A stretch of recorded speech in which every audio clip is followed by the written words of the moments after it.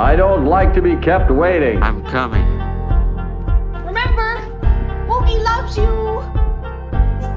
No, not in a few minutes. Now. This stuff is worth its weight in latinum. Syrup of squill. Hello and good evening. Here on this Tuesday, December 6, 2022, we are continuing our ongoing mission to watch every episode of Star Trek Deep Space Nine in order, talking about them, rating them, reviewing them. And this installment is Season 6, Episode 10, The Magnificent Ferengi from 1997. I'm Dave Mader here on Live Long and Podcast, joined with Jaemeel Robinson and Kevin Millard to talk about this episode from 25 years ago. This is a live stream here on Facebook, YouTube, and on Twitch, or you might be listening to us on the audio version. Jaemeel, how are you tonight? I'm doing well. How are you doing today? I'm doing great. And Kevin Millard, how are you? Excellent. That's as great. Always. Good. Glad to hear it. You know, are we going to talk about your bum tonight, like we talked about last night? You know? No, I think we need a rest. Okay, we're putting the bum at rest for now. You know, we're just saying. Welcome and good evening, guys. Davin Skellhorn would have been with us, but he had his X-Men podcast tonight, but he gave this flying colors. He wanted me to pass that along to you guys. Jeff Mader, who knows? And, it will continue, here, but whatever. We're going to talk about this episode, guys. Let's go to you, Jaemeel, first. Jaemeel, what's your take on the Magnificent Ferengi? It's funnish. It gets a little long in terms of the storyline. I wish there was a B storyline to kind of keep me occupied a little bit, but yeah, it's good. It's good, but you for you it was maybe a little too much. Okay, and then Kevin, where do you stand? This episode is so stupid. I love it. Having rewatched this today, I always liked this episode. I like it even more than I ever have. This episode for me didn't drag at all. Like, this episode moves. This episode has tons of great dialogue. It's probably my favorite use of Quark as a character, in this leadership role, bringing this ragtag of Ferengis together. I love the inclusion of Kevon, the Vorta, as well as the Iggy Pop Vorta, who we meet later on in the episode, whose Vorta name escapes me, but it's Iggy Pop who plays him. The use of Empok Nor again was fun as well. And how the other D Space Nine characters are so secondary in this story, as Quark often is. I also love how Nog, going to Empok Nor, just casually says, "Yeah, I've been there. Nearly died." A bunch of people died there too. A bunch of other Starfleet officers. Garrick killed them actually. It was. I thought that was interesting how this thing all comes together in the end. The inclusion of Moogie, Ishka as well was very good too. Oh, of course. Yes. The only one that's really missing is Zach, and that's okay. That's fine. He's off screen, and we don't get any Wallace Shawn, and I'm okay with that. I don't hate Zach. Inconceivable. Small doses. Small doses. He's more of a looming presence here. Loving the shirt, Jaemeel, the pop vinyl. And he's on Twitch. Oh, wow, look at that. Both places at once. Did you get a new camera? Is the other burning question. Yes, I did. Okay. Didn't mean to put you on the spot there, but I did. He's looking good. I let Murphy know. I let the world mind know. Oh, good. Is that the one he recommended? The camera he was... It is. And I've been looking at it for a while, so... You can definitely see he's more background than usual, so that's good. It's the same color. It's the same, situation lighting. As last episode. Yeah, lighting. Yeah. Okay, hey guys. Now I got to clean up better. Look at those. Now you see. Now you got more detail. You got to think about those things. Okay. Because he said we're getting good reviews here. Sam saying he likes. He's like, is that what you look like? There was low res before, but now here we go. Guys, let's talk about. I pulled in the screenshots. These were a little tougher to get, as I was having a hard time getting a real high res copy of this episode. But let's run through them here. It starts off with Quark in the bar. Odo preceding him by a few steps. He's like, "Listen, everybody, I got the syrup of squill, which we've never heard of. Syrup of squill. Yeah." Apparently a hot commodity here in the Alpha Quadrant. Lita loves it. She gets it on her road cakes, I think they're called. But she hasn't seen a jar in a year. Well, guess what?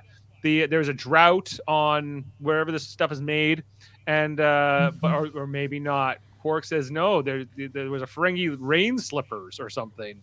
What was going on? And the person who's in charge, like the I forget his title, was requesting chief accountant.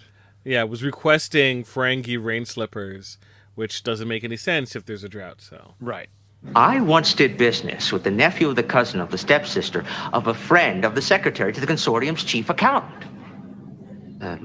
Nephew, cousin, stepsister, friend. Yeah, that's right.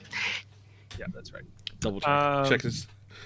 Yeah, I just like Odo's not really in this episode except for this one scene where he's just like, "Quark, you suck," he's just doing his normal, his normal heckler thing, yeah, and he's just like, but Quark has the whole bar, sort of like, eating it up, if you will, right? He's like, "Listen, I told them I would expose the entire deception to the entire Alpha Quadrant because they were apparently saying there was a drought. They were stockpiling the supply to increase demand, and now he's done it. He gets even applause here from Starfleet officers, these businessmen looking. Of course, Morn is present. Odo's just like, this guy, I can't, he just never going to give anything to Quark. There's going to be a special tomorrow. We are having a special on groat cakes topped with syrup of squill. That is for everyone who can afford it. Of course. That's not a sale. That's not a sale. It's a sale on syrup of squill. We're selling them. That's the sale. Yes, we're selling them. That's the sale. If it's above MRSP, it is not a sale. Right. Then he starts talking about, let me tell you about another adventure in my life of commerce. But it's at that moment Lita notices we got Brian, Dax, and Bashir walking into Quark's after a dangerous mission. Quark's like, these guys, who cares? I was the star here. They were all into my syrup of squill, but they talk about coming back from this dangerous reconnaissance mission in the past enemy lines, the first one to get back. I like how confident Bashir is in particular. He's like, "Yep, we've been debriefed, so we made it back." I'm like, "What did you do, Bashir? Did anyone get sick? Then you probably didn't do all that much, but maybe you did. Who's to say?" But anyway, they look like the mission went well. They weren't allowed to talk about it, apparently, but they got some synthales. I didn't realize Lita was also a waitress. But apparently she also does those duties. And then, Odo can't help but notice that Quark is not enjoying this. Something wrong, Quark? Yes, something's wrong. Bunch of self-satisfied Starfleet officers. Just stole my audience. They're not just Starfleet officers, they're heroes. Let's face it, Quark, there's nothing heroic about earning profit. There is on Ferenginar. We're not on Ferenginar. And then he was. I feel like Quark, anytime that Odo says anything wise to him, he should be like, "Shut up, collaborator." Yeah. Oh, look, there's a female changeling. Right? Yeah. Like the dude has no moral high ground at all. No. So... Quark is a more respectable characters in some aspects than Odo is, in almost all. Yeah. But Odo is the lawman, and he's, and Quark's the criminal or something. Yeah. I'm surprised Odo wasn't in this episode, seeing as what happened later on. Yeah. It would have been interesting for him to be like a part of this, but that's Odo's basically departure from the episode. Standing right beside the Vorta would make perfect sense to what happened. Yeah. And then but we don't know. He just materializes after, and he's like, "Fuck again." This Ferengi waiter gives Quark a heads up that the Nagus wants to talk to him, and he thinks it's about the squill, but it's not about the squill. Cut away, and then we find Rom working on the section of the station. Quark finds him, and he's like, "How about I hide it? I try to find you." Anyway, that was a rare good joke from Rom. I enjoyed it. Yeah, which low key is like go away. Right. Yeah, he's doing his stuff here, and he's like, "Yeah, Moogie's been taken prisoner by the Dominion, and it gets worse. The Nagus wants me to rescue her. You rescue her from the Dominion, you know? Yep."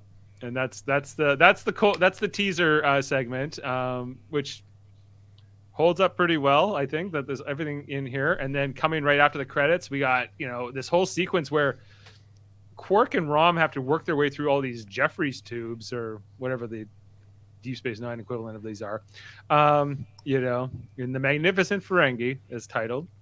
We see here right in the titles. Yeah, we're getting Brunt in this episode. We're getting Rom. Well, of course, Rom's already been shown. Nog, of course. We'll get Ishka, and some of these others who are going to be part of it, as well. Iggy Pop, of course, shows up here, and he's like, "Hey, guess what? There's also a reward." So it's even though they're worried about their mother, who's been kidnapped by this evil empire, they're still thinking about like, what can we do to turn this into an opportunity? That's like the very you miss screenshots of them crawling out into Cisco's office. No, that comes later. That comes later. That's coming in a little bit. But an even split. Absolutely. 30 bars for me and 20 for you. That's not even. It is when you include my finder's fee. Right. The finder's fee, guys. And we're very much reminded of their dynamic. Episode written here: Ira Stephen Bear and Hans Beimler. And Chip Chalmers directed this. I don't think I've ever seen Chip Chalmers, but anyway, this is where also he tells Quark tells Rom that guess what, Moogie's a lover of the Grand Nagus, and Rom doesn't like it. No. And she runs the whole Ferengi Alliance. Yeah. She's the financial advisor of the entire Ferengi Alliance. He's like, what? And he is, and Quark's had a lot of time to tell him about this, but he never has. Since last season. Anyway, Brother, there's something I need to tell you. You mean that 10 bars of platinum is an overly generous finder's fee? I already know that.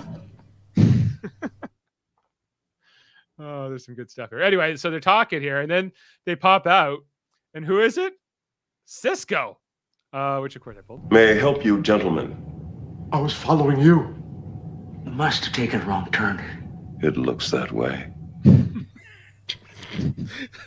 It's so great. I love this because it sets the tone for the episode. You know what you're gonna get the rest of the episode. Yeah, it's gonna be so from their point of view, right? But also, great job on security, Odo. Anybody can just crawl into the captain's fucking office. Yeah, by accident. Yeah, and they're like, "Whoops." Anyway, we'll see you later.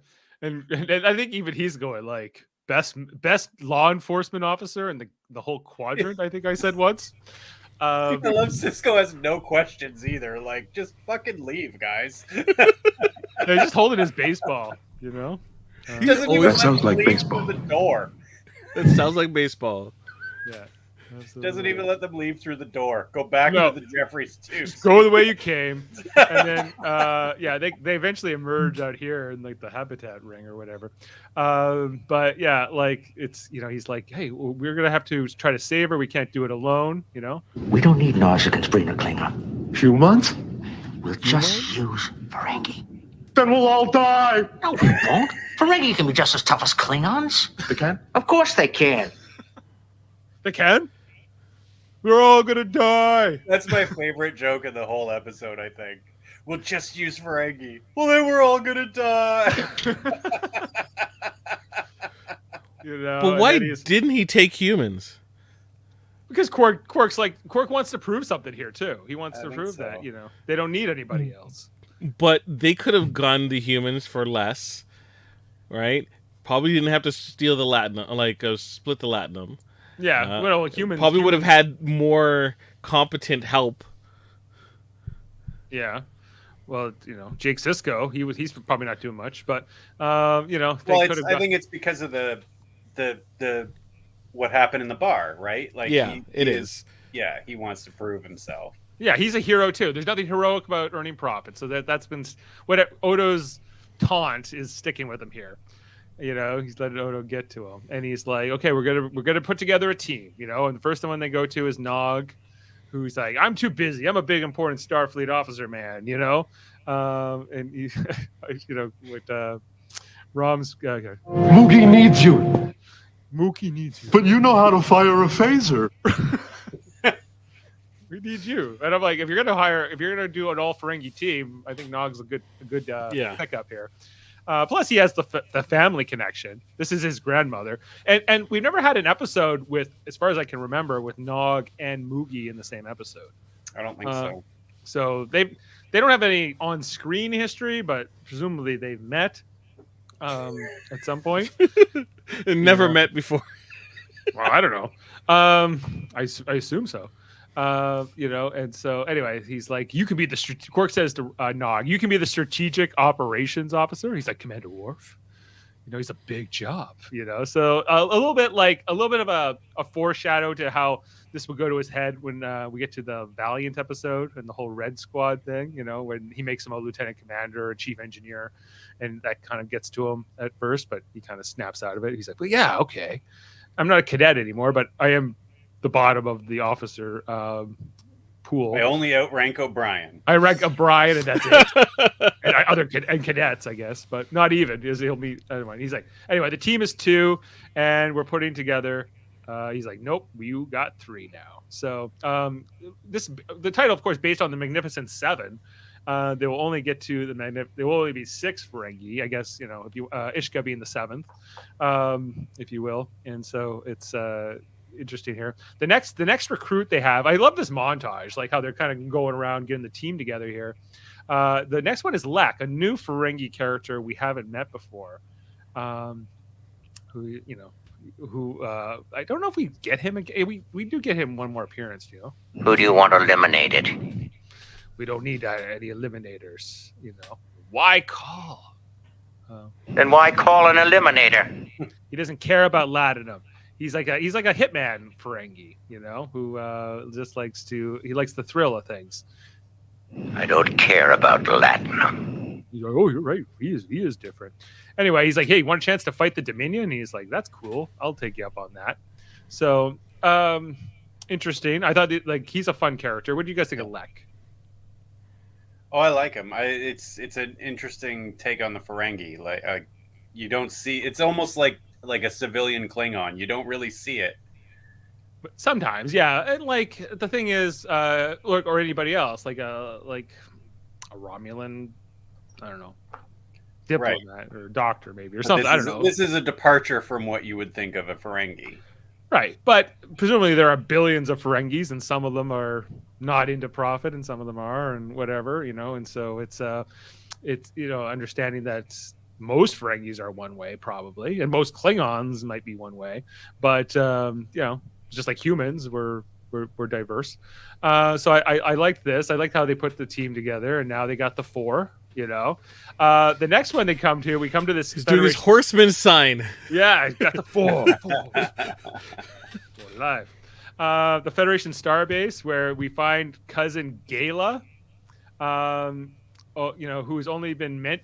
Gala had that episode with Quark last season, right? The arms dealer one. Yeah. Which is what I recall. Rom wasn't even in that episode, and so it's interesting to see Rom interacting. Some of these Ferengis working together for the first time on screen together. They're supposed to be cousins, of course, and they've been mentioned before. And he's talked about Gala in the past, but it's also where Gala bought them the ship in season 4, that in Little Green Men. Yep. Would you have preferred if they act like, oh, this is the first time we met?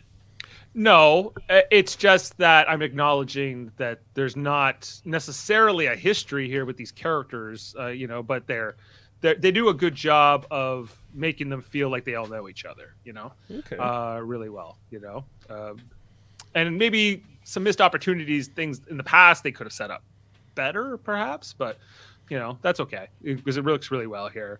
I really love the actor who plays Gala. He's so good, you cousin. He's so distinct, and that's what I also love is that even though these Ferengis are all wearing kind of similar headpieces and makeup, they all have very distinct voices and personalities and even clothing that makes them really stand out from each other. And he's like, I ever get out of here, but he basically he bails out Gala, and he's like, what do you want? He's like, well, you want a chance to earn some profit? And he's like, okay, I'll forgive him. Yeah. All is forgiven until I try to kill you again. Yeah, and then I'll forgive you again. Like the Ferengi are very forgiving because Gala has tried to kill him before too. Profits involved. When profits involved, you put those things aside, and now they got the 5th. He might be one of the more questionable recruits in the team, Gala, but he's family. I wonder what the cousin relationship is between them and Gala, if it's on the mom's side or the dad's side. That's never really established. Is Ishka a relative of Gala or not? That's never really told to us. Anyway, and then in the next scene, we're back on Deep Space Nine. Nog, in his role as strategic operations officer, he starts giving out the briefing. You may now take out the pads, and Gala's is upside down. I love when he fucking turns it around and puts it back in his head and then just shakes his head walking away like fucking dog. And this is his cousin too. Yeah, it's like he's telling Jake to clean his room again. Yeah, and then he's like, he wants them to call him sir. And Lex, that was one of the funnier Lex things, that he says. Oh, no need to stand on formality here. Just call me Lek. You call me sir, and then Lex gonna come across the room and kill him almost immediately, Quark's trying to defuse the situation, but the other thing they established is that this is where Nog tries to quit, and he's like, hey, this is not a game. But they also figure out they need a ship. How are they going to go rescue Moogie without getting there somehow? And how are we gonna get one? He's like, we'll figure it out. It's a challenge. I'm surprised they didn't try lying to Cisco and said that they had to go pick up something somewhere, because we've seen too many seasons of Deep Space Nine where they're like, well, we're going to drop this off for a medical procedure. We want to go to Risa for a second. I've already responded to Jeremy. I've been, chatting in the chat room. Appreciate it. But this is the introduction here of Brunt. Liquidator Brunt! That's X, Liquidator Brunt. A child, a moron, a failure, and a psychopath. Quite a little team you put together. What do you want, Brunt? I'm here to sign up. Yeah, perfect. After he insults them all, he's like, I'm joining the team. Which is established. He's here. He lost his old job from his last appearance, but he's hoping to get back in Zek's good graces by helping to save the things here. And that nobody wants him. Nobody likes liquidators, we're told. Gala doesn't seem too happy to see him, but he's like, oh well, fine, I'll just take my ship with me. And then they're like, Lex throws the knife. Ship, you say? Because Lex just wants to kill some Jem'Hadar. That's all he's really interested in doing. Do you think that they would have been able to get a ship? I mean, they got a hostage, like a high-level hostage that the Federation had by just asking. Yeah. They could have got a runabout. Thank you. Yeah, well, that's the yeah. It seemed like they could have got a runabout, but Quark's really going out of his way not to ask for help here. Sorry, guys, just one sec. I'm having an issue with the screenshots. Let me just see if I can get this to correct. Give me a moment. Just a second. Here's where the drunken sailor comes in, or the drunken cameraman. Do do do do do. Because weird. Okay, so sorry guys. My PDF only went to 200, slide 200, so I gotta pull up the images now. Oh darn! My apologies. I forgive you this time, Dave. Never again. All right. It's your one mulligan. Oh, it's gonna be so annoying. Hold on. Holding.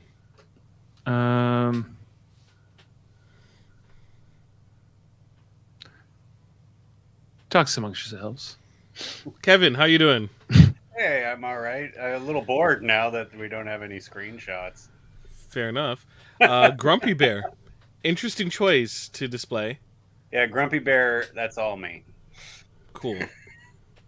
I actually really place him there because I just like it. I like having Grumpy Bear kind of looking over my shoulder. Excellent. I missed yesterday's Enterprise episode. All I saw was a screenshot. Was it? And the screenshot was of the decontamination chamber. Yeah. Was it a bottle episode? No. Okay. But it was a Pung Far episode with Floss and kind of a bottle episode in some respects. I always remember that episode because it just seemed the most egregious, like, we need to amp up the sex factor in Enterprise. Right? And it just seems so blatant. But a great performance from T'Pol and Phlox. Yes. In that. Yeah, it was fun. Yeah. Yes. Sorry, so I'm not able to get them full size here, so we'll forgive you again. What a disappointment. I know. Well, because if Grumpy Bear is not impressed. If I go to full screen, like it. Oh, that seems to be working now. Okay, let's just do that. All right, they have this holodeck. Yeah, see, it's doing that thing. I hate that. Okay. Don't worry about it. We can still see it. It goes big and then it goes small. It goes big and then it goes small. Anyway, they're in the Holo-suite, trying to get trained to rescue the Moogie here. It goes very badly. They're the cowardice. They're missing all the targets. The Jemadar. I think this is Bron here. He just goes, "I surrender," and then they just shoot him. Hologram. So, from what I understand, they put safeties on, but they still allowed the beams to hurt. Yeah, it still hurts a bit. Yeah, it's great. Because like Quark gets shot, he was like, "Ow," so it's not gonna kill them. But and then Lek here, he just shoots Moogie. So great. That was great. Yeah, like Nog's not impressed. Ends the Holo-suite, and he's like, "And you shot Moogie."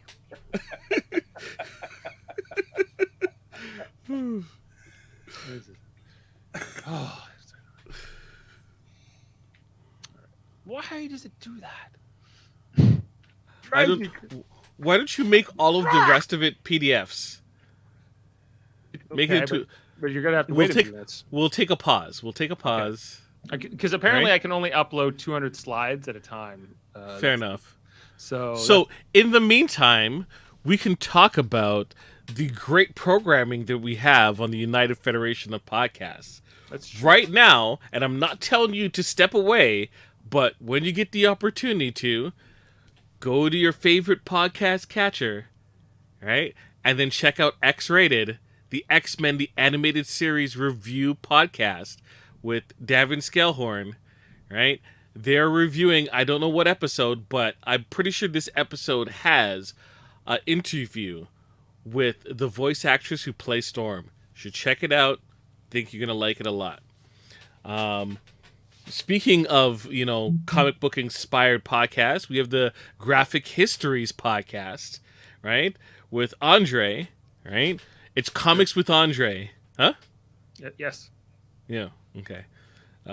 So instead of Dinners with Andre, it's Comics with Andre, and he interviews various individuals in the comic book graphic novel universe. I think the last one he did previously was with the Night of the Living Dead author.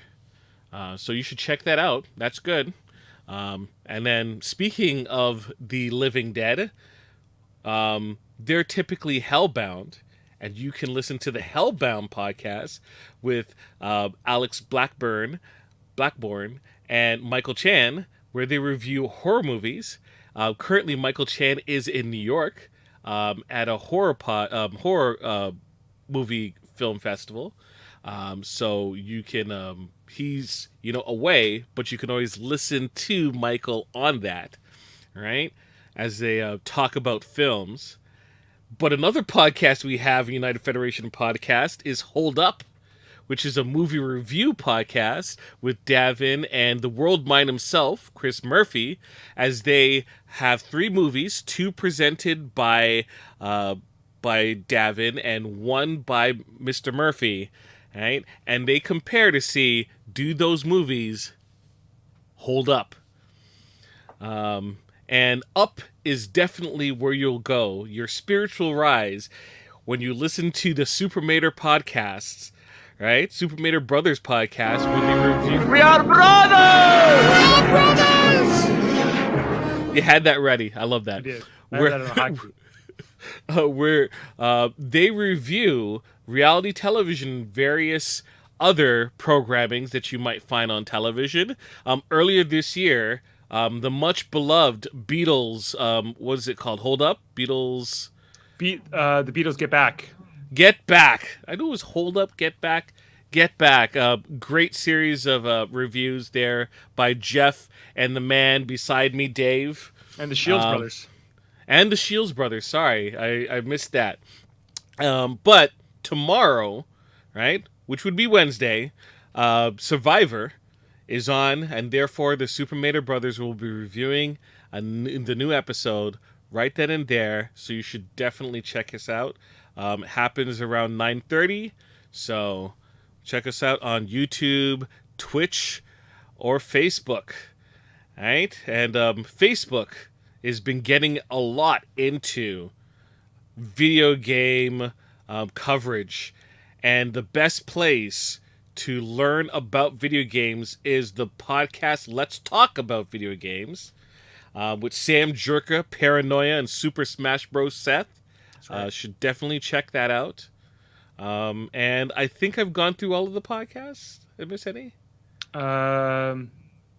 Trivial Debates! Right? The debates coming up. Yeah, Trivial Debates coming up this week. The special Christmas episode. You should definitely check that out. We have 3 competitors. It's Davin Scalehorn. We have Max Zippity Doodah. And last but not least, it's a new guy. Sterling.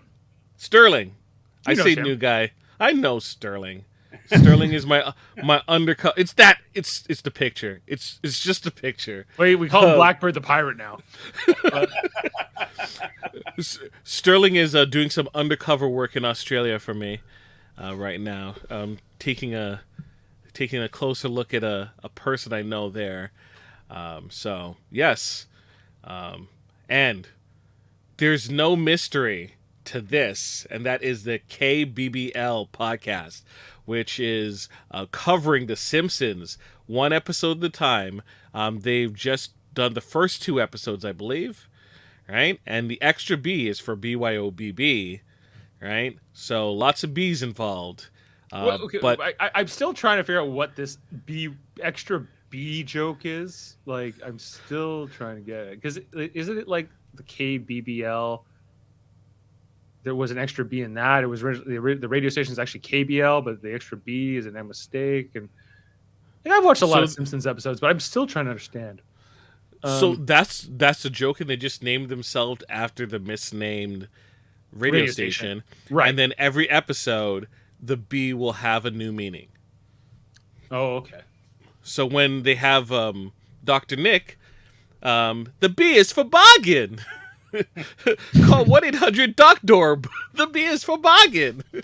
Right? They're just gonna slip that clever line in. So look forward to the Simpsons podcast KBBL. Don't you dare miss it. Don't you dare miss it. Okay, guys, almost pretty much there. I got set 2. I got the next 200 slides ready to go, so we can at least start going through.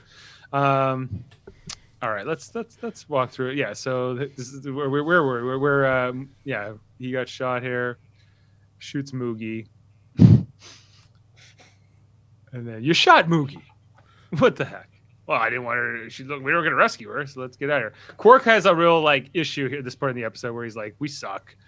Maybe everyone's right about us, that we're not, all that cracked up. We're not as good as humans. We're not as good as Klingons and Nausicaans and Breen, perhaps, at least in fighting. And then so, he sends them all away. And then, they're down in the bar, and Quark's just like, he's not even sure what to do. He's like, what are we going to do? He's like, 2 days ago, I was the king of Squill. You should have seen me. I was making a deal. It could have gone either way. And it's here where Rom really has the epiphany. He's like, we're going about this all wrong. We should just play to our strengths. But I love that Quark's mother is in danger of dying, and he's still like, God, yesterday I was so good at this thing. You should have seen it. I'm so great.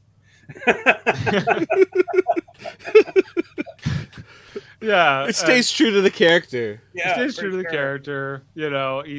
Quark is maybe the most consistent character of all, in terms of things. And he's like, okay, well, we need to find something that the Dominion wants. We're gonna make a deal. Let's make a deal and stay alive, is what he says there. And okay. So before I'll let you finish up the scene, but there's been a debate that's been going on back and forth in the chat that deals with this scenario. This scene or the previous one? This scenario coming up. Go ahead. Because the next scene is Quark goes to Cisco, and we see here that Major Kira has gone to bat here for Quark and said, let's give Kevon the as a prisoner exchange. Kevon, the Vorta that was captured in episode 2, Rocks and Shoals, who never had a scene with Kira, but presumably they've met at this point or something. She's like, yeah, well, because Quark saved them during the previous episodes when Dukat and all them were control of the station. That this is Kira helping him back. And then Cisco's like, this is one thing to shoot some Jemadar in the holding cells, but this is a whole other thing to do a thing with the Vorta. He's like, don't worry, I can handle it, Captain. He's like, I think Kira says that he can't be trusted. He's like, neither can I. And he just walks out. Okay, yeah. So the conversation in the chat with Jeremy. Thank you, Jeremy, for joining us tonight. Started when the question came up of, why couldn't they just get humans, right? And they could have. Jeremy, it was not impossible. They could have. Yeah. Right, and Jeremy mentions humans Ferengis probably wouldn't function well together as a group. I replied that Rom and Nog have great relationships with humans, and it would mostly just consist of those three plus Quark, those two, and then whoever humans they work together with. That doesn't seem too bad and won't be too painful.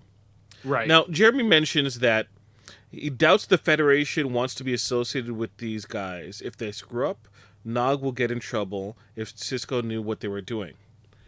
I propose, this is where it is, trouble. That the Nagus would have given them diplomatic immunity in this endeavor. Diplomatic immunity. Right? To allow them to do this exchange. right? So I don't think the Federation would necessarily have too much of a problem with it. They've gotten all the information out of the Vorta that they want, hence why they're willing to give him up, right? Mm-hmm. So I think he's outlived his usefulness, and this is just a little, grand gesture to a Federation member. Yeah, well, I guess I would have the Ferengi aren't at war with the Dominion at this time. The Ferengi Alliance, as far as we know, right? But they're they might have a non-aggression treaty with the Dominion, like some of the other powers in the Quadrant do, like the Tholians. But yeah, I don't know. I don't know what Sisko would be upset about. He shouldn't be. He lets everyone else go off on their fun little personal missions. Why not Nog? He's earned it. And what's the threat here? Like that the Ferengi are going to go to war with the Dominion, because the Federation already is at war. Yeah. So it's not. I don't know. I just don't see the issue here for Sisko. There's not much to lose here. They've already debriefed Kevon. It's a little bit surprising that they want to give him back to the Dominion. But I guess they're like, we know everything we need to know. Prisoner exchanges happen all the time, though, right? So, but I think with how the war is going, they would only give him up if he's outgrown his usefulness. Yeah, but they know they're sending him to his death, which brings up some ethical questions. Sorry about your bad luck. Yeah, so I don't know. It is what it is. Yeah, Sisko probably enjoyed the fact, knowing what happened last time. He's like, it's a damn shame what they're gonna do to you when they get a hold of you. Yeah, right. It's hard to imagine Picard doing that or something, right? But Sisko totally tracks. Press the button. Press the button. Yeah. Oh, you don't. Commander, I said launch torpedoes. Is that what you meant? Oh. No, I'm not Picard. No, I don't have that on hockey. Oh, okay. I'd have to go look that up. But anyway, guys, let's move on with the episode. Sorry. So we see Brunt's ship is just a shuttle. It's not really. It looks like a corn, like a piece of corn. Candy corn. Yeah. Yeah. It looks like they're sitting in one too here. They're all talking about how cramped it is. It's a closet, I think Lek calls it. And then.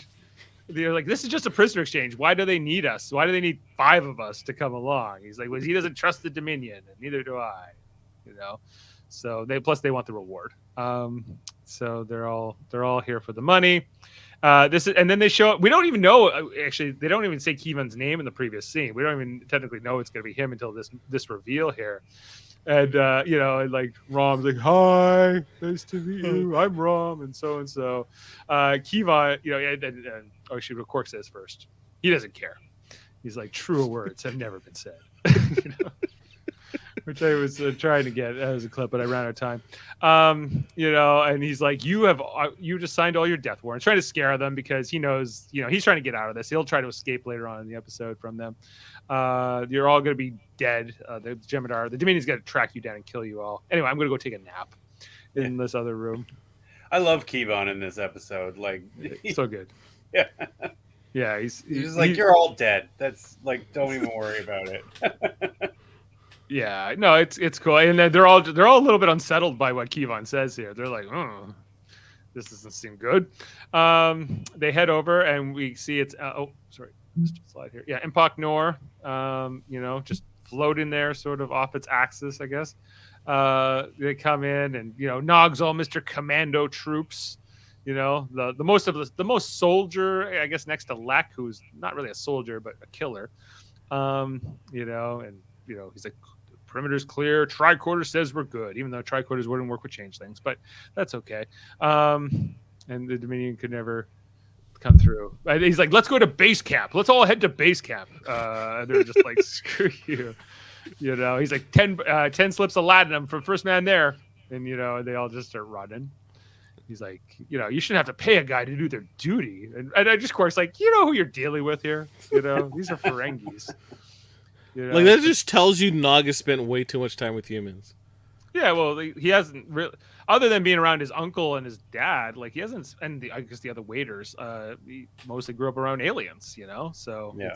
He's little like, when they're talking about like going back to Ferenginar and all the muck. I don't even think Nog really chimes in on that stuff. No, he doesn't. I don't think he has like this affinity for the home world as much because he. Do you think? Sorry for the tangents, but do you think that's kind of a missed opportunity or a missed story where they kind of just talk about how these kids born in space are kind of separated from their original culture, and it's harder for them to connect. Yeah. You know, yeah, it's different for Jake. Jake spent some time on Earth at the very least, whereas how much time is Nog? A little bit with Alexander and Wesley Crusher, I guess, a little. But Deep Space Nine is a different scenario altogether, though, and plus, yeah, those previous two kind of sucked, though. Yeah. I just wanted to point out this is the only thing that Cousin Gala seems to do in the episode is help Quark move a box. That seems to be his only contribution. Wait, he also shoots Kevon. Yeah, but that was not good.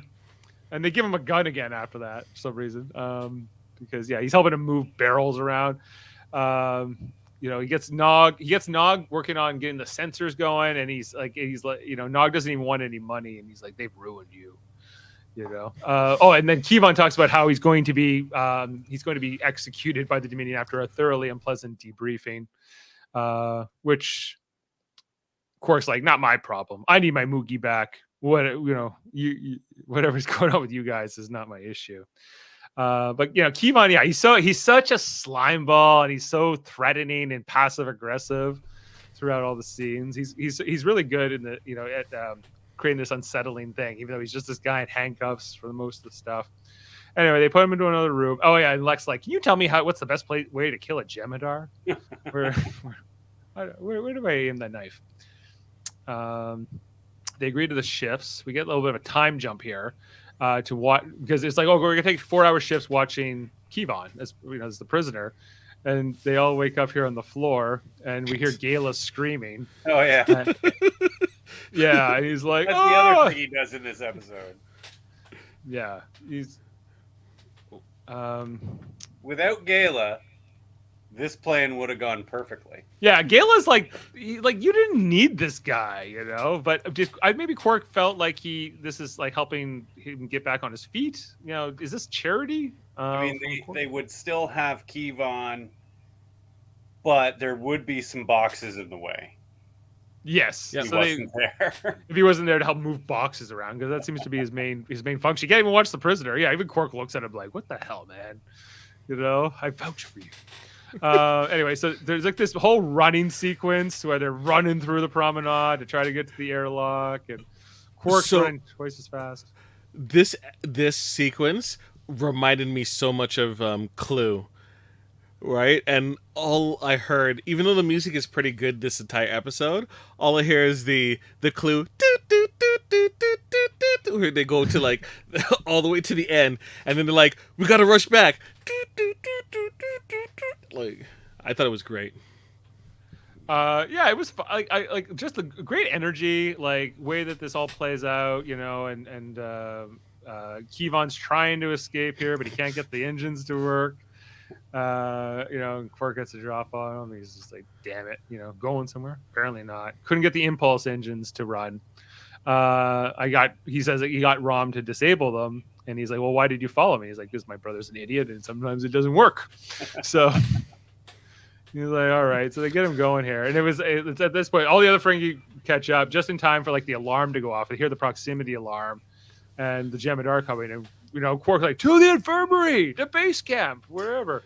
And so they're all headed out, So question, how is it that Quark outrun Nog?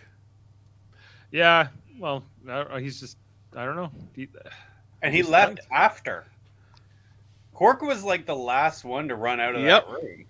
Yeah, I don't know. I've got an answer on that one. Right? I thought the Federation Starfleet Academy training would have kept Nog in tip-top shape. Yeah, well, maybe Quark's got him beat there. Or Quark's more of a runner. I don't know, but Quark got a 6-pack. Yeah, Quark said that exercise makes him sweat, but maybe I don't know. I don't know. No. Anyway, so they and this is I think this is where they can hear some stuff outside with their Ferengi ears, and we also know that the Vorta have very good hearing as well. Bad eyes, but good ears. Anyway, they send Nog to go hear what's going on outside here on the promenade, and he's looking around. And that's the end of that slide set. Here, bring in the next slide set. And what a cliffhanger! I know. All these Jem'Hadar here, all pointing their guns. They got a lot of extras done up in Jem'Hadar gear here for this shot. This a tad excessive.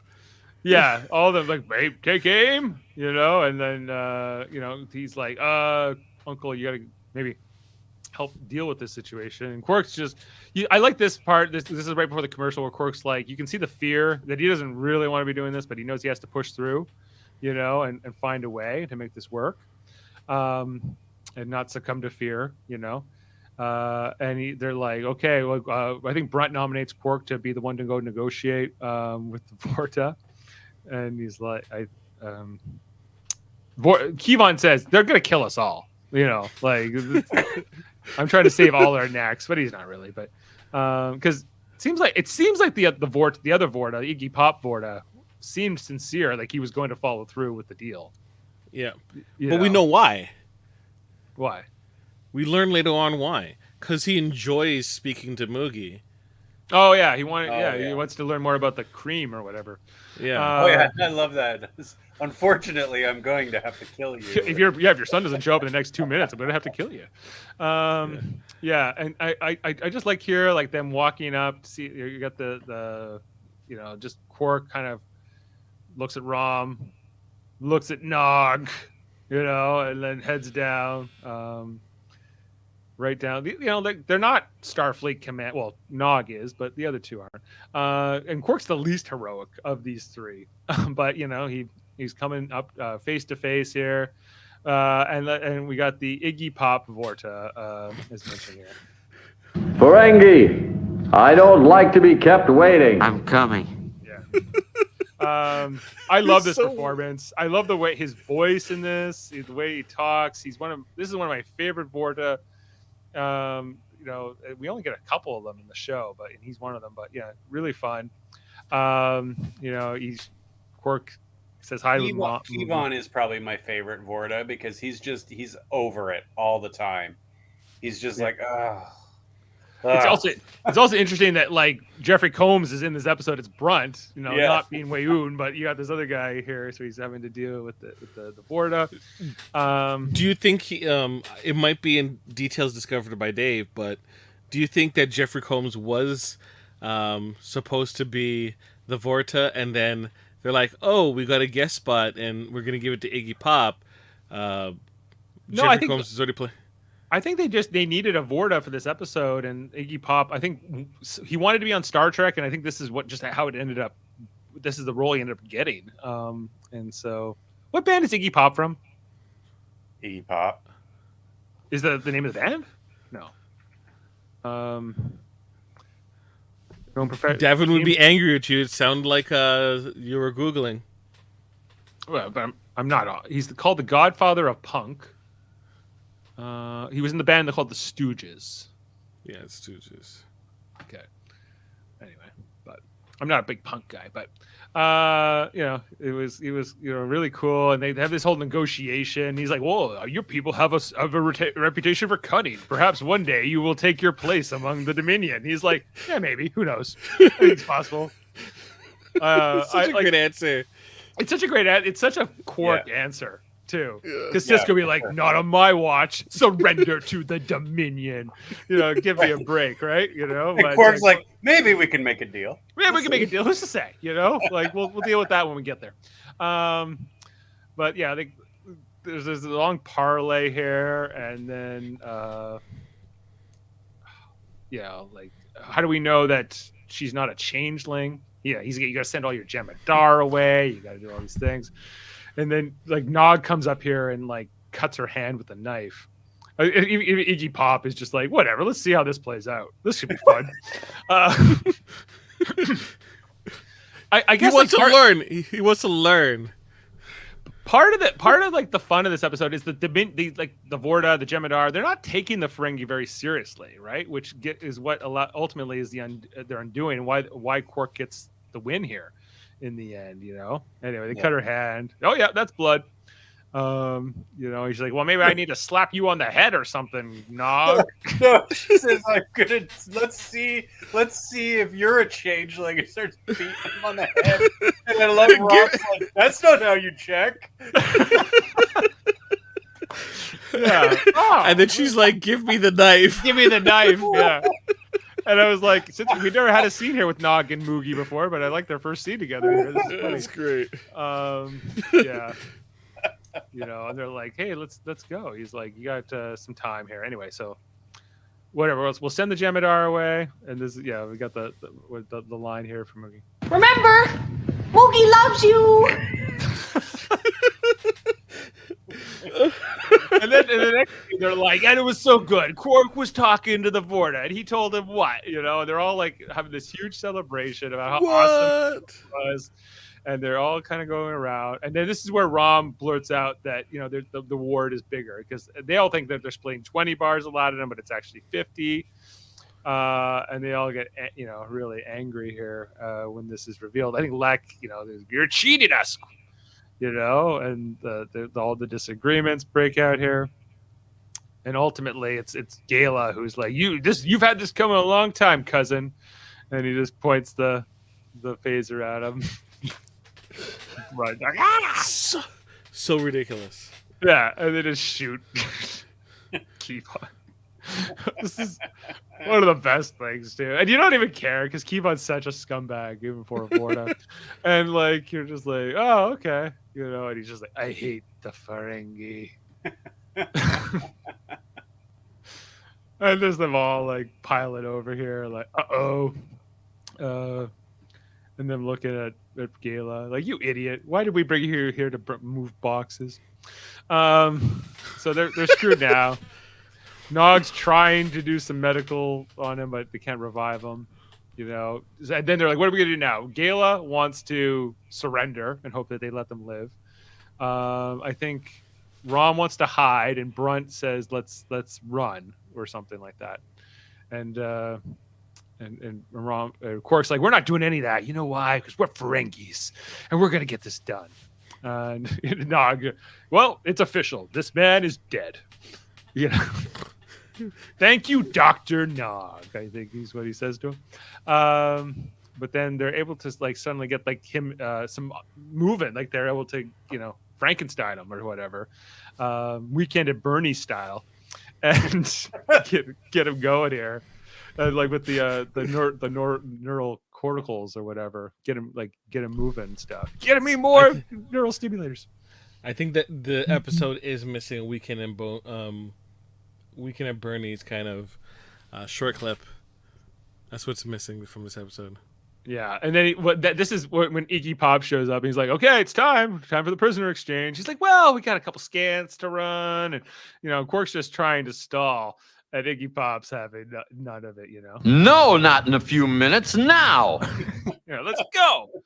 Hey, come on, you know. He's like, well, "I'm going to kill your mother," you know, if you don't get along with this, right? But kill her. And he's like, whoa, come on, good deal, you know, it's all good, just need a couple minutes. And Iggy Pop agrees to it here and gives him 5 more minutes. Ishka not impressed either, but there was no real other choice here. Small little thing, can we meet at airlock 3?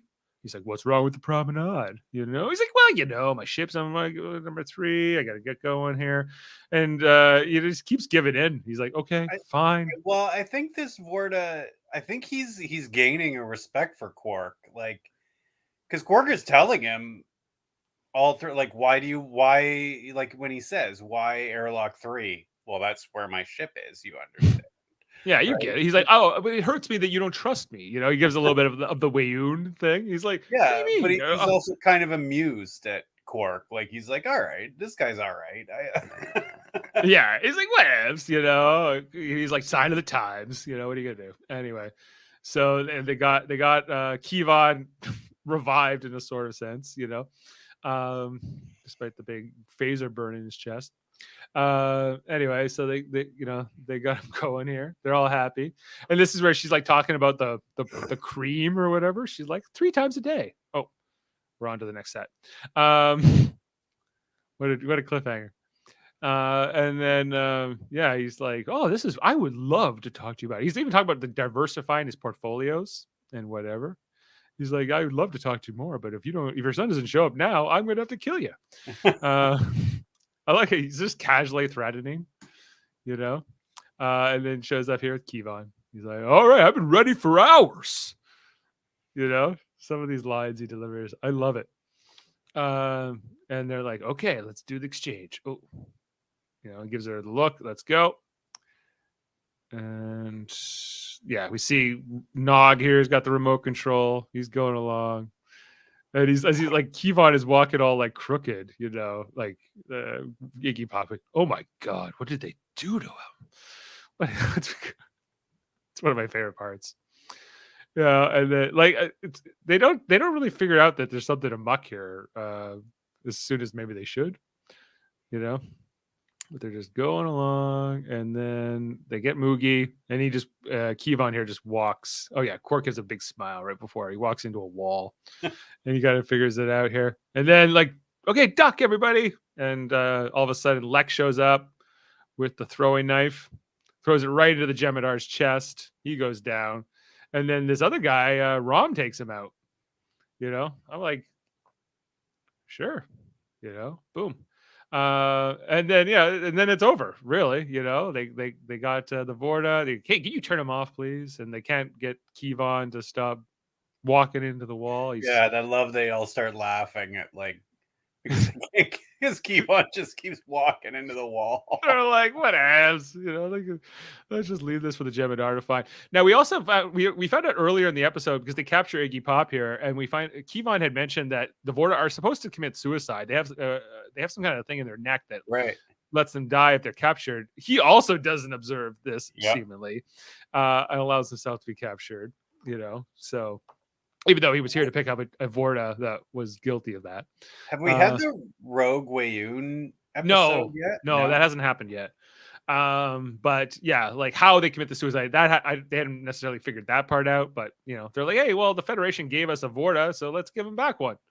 And so he's like, yeah, I know, you hate us. I would have liked to have seen the look on Sisko's face when they bring back a different Vorta, where these Ferengi captured another Vorta. Like, I would have just, the look on his face, like I would have loved to have seen it. Yeah, no, it would have been impressive. Yeah, like a Nog could have like really like pumped his chest about that. Even see Worf, go, huh? Right? I think all that would have been a lot of fun. And yeah, and then Gala, they give him the gun, even though he's not really to be trusted pointing guns at prisoners. Anyway. And then Lek here, he's like, if this was disorganized and sloppy and everything else, you ever do this again, make sure you invite me. He's like, oh, you'll be the first one I call. And Quark says, if I ever think about doing this again, shoot me or whatever. But a real nice moment here at the end between Rom and Quark, where he's like, hey, wasn't it nice to be the hero for once? And Quark's super happy. He's like, yeah, it was cool, man. Like, and they have a real real nice moment, and they walk off. As Kevon and walking to the wall, dead Jem'Hadar, go to credits, And some say he's still hitting that wall. Still, you just go to Empok Nor now. So that's the episode in screenshots. Thanks for bearing with us as the technical difficulties were a little bit much tonight, but we were a little longer. But hope that really helped break down the episode. Let's do some details discovered and figure out what we don't know maybe about this episode so far. So many good moments. Okay, although the episode title and the use of the counting fingers to count up the number of the team members are obvious references to the 1960s film The Magnificent Seven, in which a small village hires 7 gunmen to protect them from bandits. The writers say that the similarities between the film and the episode are coincidental. We never really thought about the Magnificent Seven at all when we were writing. It has nothing to do with the film in terms of the plot or structure. Nothing. This is just a title. All of the Ferengi seen in this episode have been featured on the series before, aside from the obvious recurring characters, Gala, was in business as usual, while Lek was an unnamed Ferengi who was seen exiting the chamber of the Grand Negus in Ferengi love songs. Okay, so we have seen Lek before. Okay, interesting. Yep, we were wrong. Zek is the only recurring Ferengi character not to appear in this episode. This was due to Walshon's unavailability. This changed the identity of the person who was kidnapped by the Dominion, as it was originally supposed to be Zek and not Ishka. Okay, interesting. It was better being Ishka, though. It was, oh yeah, definitely better being Ishka. According to Ira Stephen Bear, this episode is primarily a comedy, like the episode Family Business. It was an attempt to do something a little bit more serious with the Ferengi. The whole thing about the heroism in this episode, the question about what is a hero, what value does that have, basically had to do with the fact that Ferengi needed to show that they could be heroes too. The phrases syrup of squill and hippocat root futures are taken from the 1934 Norman Z. MacLeod movie It's a Gift, starring comedian W.C. Fields. Interesting. Iggy Pop's role as Yelgren, even though we never mentioned what his Vorta name, it's Yelgren. As Yelgren was the realization of a personal goal of Ira Stephen Bear, who had been a fan of the musician. Bear had tried to cast Pop as Grady in past tense, but conflicting schedules had made it impossible. Grady was the human guy that I believe Dax befriended when they went back. Yeah. Right. It was the one that Clint Howard ended up playing. The one who was like in that episode. Do you remember Clint Howard was sort of like this mentally challenged or ill guy or something in that one? Yeah. So that ended up being Clint Howard instead. Ultimately, Bear felt that Pop was brought something wonderful to the role. He really got that demented quality that Vorta have, like weirness. Think Caligula. Yeah. He was just a light. Yeah, I agree completely. Yeah, he did a great job. Despite the writers' claim that this episode had nothing to do with the Seven Samurai or the Magnificent Seven, both Armin Shimmerman and Max Grodenchik studied the film prior to shooting their scenes. For the Magnificent Seven, Grodenchik saw Rom as a wimpy Steve McQueen, while Shimmerman seen Quark in the Yul Brynner role. I've only seen the remake of the Magnificent Seven. So is that the is that the Chris Pratt role? Is Chris Pratt the Steve McQueen? I've never seen seen it either. The Chris Pratt. It's Chris Pratt and is it Denzel Washington, who's the Yul Brynner role in that one? Yeah, but no, I don't know. This is the first episode of the series directed by Chip Chalmers. He watched past Ferengi's episodes to get up to speed with the differences between the Ferengi in the Next Generation and those in Deep Space Nine. He also read the Rules of Acquisition and Legends of the Ferengi heading into this. Did he ever become a superintendent? Did he ever become the superintendent? I don't know. Superintendent Chalmers. I get you. Yes. He went on to direct one more episode of Deep Space Nine. Take Me Out to the Holo-suite was the other one. Of course he did. Why not? And he directed a few Next Generation episodes, including Ethics, The Wounded, The Lost, and Captain's Holiday. So, not a bad resume for directing episodes. Armin Shimon loved this episode. He said it was a hoot to direct. He loved being with the other Ferengis. Stood back half a step and let them do their stuff, and just responded to their antics because they were so funny. I can't tell you what a treat it was to watch these truly talented performers chew up the scenery that I'd seen them chew up before, and it made it all work beautifully. Jeffrey Combs loved this episode. As far as behind the scenes, I would say that it was the most fun because you had the 7 character actors and the Ferengi makeup. Some of the things that we were doing, just sitting around or waiting for the camera to roll, some of the dialogue was really cool. It was great fun. I had made some great friends on the show. Josh Pals, Hamilton Camp. I thought those guys would come back. They just ran out of time in terms of everything they wanted to do. I'm sure they would have had them come back in a Magnificent Ferengi return. And as mentioned, this is Nog's second visit to Empok Nor. The other episode was in season 5 with O'Brien and Garrick. Kira helps Quark for what happened in Sacrifice of Angels. Christopher Shea returns at the board of Kevon. And Yelgan's comment about the Breen could be an extraneous because I thought the Breen were annoying. He says at one point could be a remark in relation to the pre-alliance negotiations between the Breen and the Dominion. This is the only episode where Rom kills somebody. In this case, a Gem Dark. I love it. Yeah. No.